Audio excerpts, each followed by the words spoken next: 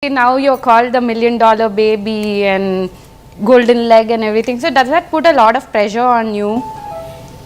Well, I'll be honest, it does because it's not always been like that. There was a golden leg, golden hand, golden face happening, phase happening, and then there was a phase probably in 2013, 14 where I became silver, copper, steel, scrap.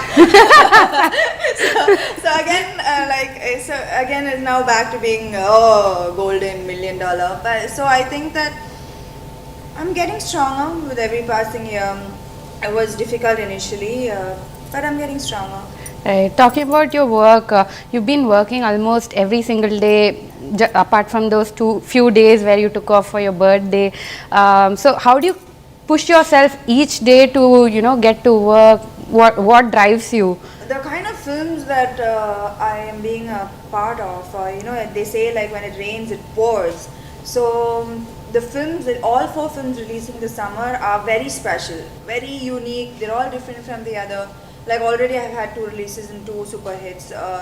Terry was very different from 24. Terry was it was mass, but it also had, I kind of walked away with an impact. Right. I left an impact on people in this film, even though it was an out and out mass commercial entertainer. And 24 is a very intelligent film. It's a very risky project, but also an intelligent film to be a part of, and I just had to be a part of this film, whatever role was offered to me. And I think the same goes for Nitya as well. Right. We both knew what was happening on this film, and we definitely had to be a part of it, come what may. Right.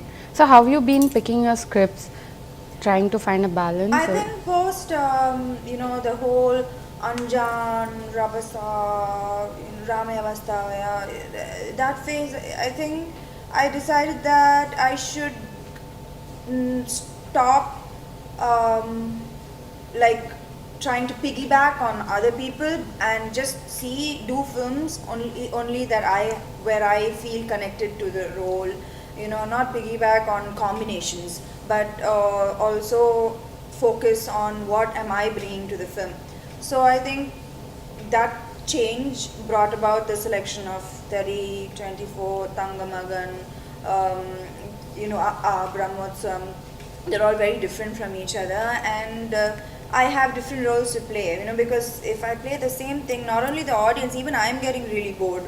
So I think this change was very necessary. So what does success mean to you, especially when you have limited role to play in a big commercial film? So does a hit actually boost your confidence?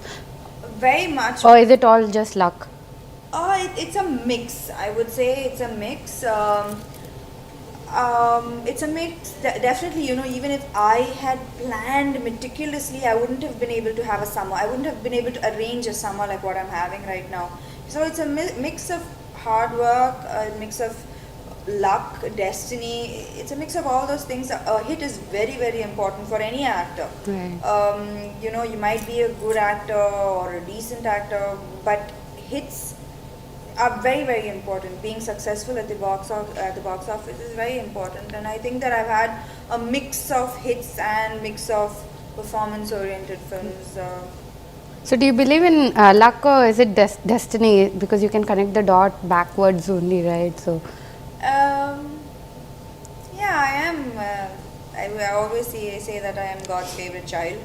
I had great highs, decent lows, not ridiculously bad lows, but great highs. right. In your previous interviews, Samantha, you've said that you've been very clear that you want to make money. So have you tried to strike that balance between finding that perfect role, or I have still never ever signed a film for the money.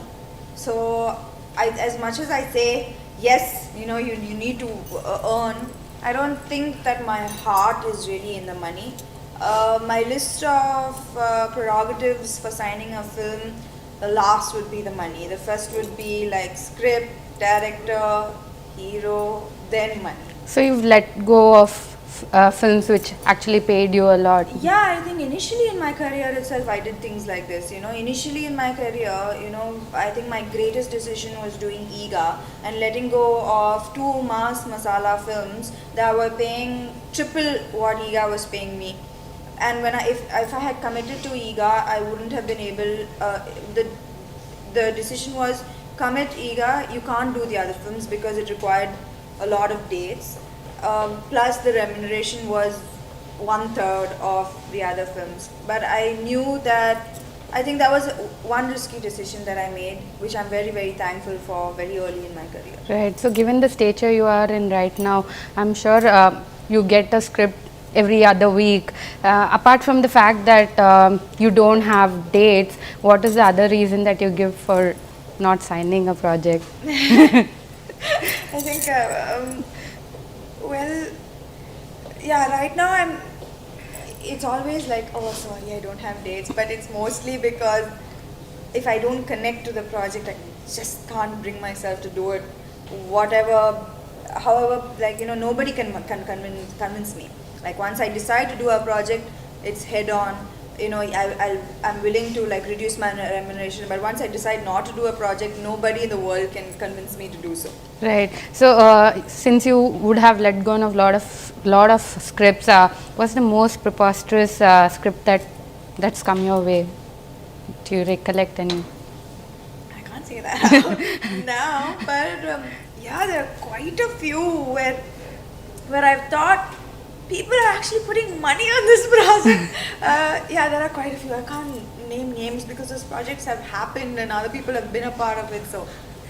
So, on a scale of 1 to 100, how greedy are you as a person? 100. I am extremely greedy. This also has its positive. It has its positives. It also has its negatives. But yeah, I'm very greedy, especially when it comes to work. Work. So, is there any quality of yours that you hate? My insecurities. I think that something that I have never changed since a child is something that I've not been able to let go of. Are my insecurities. I've changed so much as a person, become better, become stronger, become more talented, become a whole range of things, but this is something that I carry along and trod along every day. Right, Samantha, in the past you said that when you're on the top, you can always be replaced. So, have you gotten over that feeling? Yeah, that's the thing about when I was, on the way to the top. It's you just have one focus, right? You don't really care who's around, what's around. You just like pick the right films, do really good, do hard work, and it's a step by step process. And then you reach on the top, and you're like, now who's replacing me? Who's coming? Because what do you do next? What do you do next? So I think for a little bit, I became this really, what do I do next? Very uncomfortable phase. And then I guess I realized that it's okay. It's okay to let other people do the films that anyways I am kind of bored and tired of, like the whole 5 songs, the lead scenes before the songs, the damsel in distress. Actually, I'm going to say that it's okay. Let the other girls do it. They're all beautiful. They're all talented. Let them do it. I have started wanting to do things that I am challenged. I need to be challenged to go to work every day, and that's my driving force. Right. I need a fight. If I don't have a fight every day, I'm going to wither and die, and I'm not going to be able to work the way I'm working. It's only because I have a challenge that I survive. So I need challenges, and I think I'm focusing on that right now, on doing films that challenge me. So, when you said that you're unaffected by being replaced or your position, but is there any moment where it actually haunts your dreams?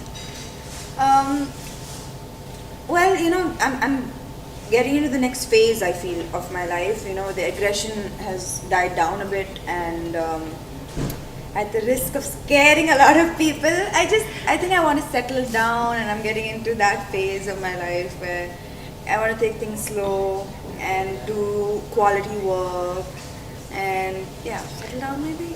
Not so soon, but in the process. Eventually, okay. You know, I don't believe that you can just get up one day and say, okay, I quit, and just go to the next phase. It's a process, of that takes a while. So I think that I've started that process. That transition. Yeah. Okay.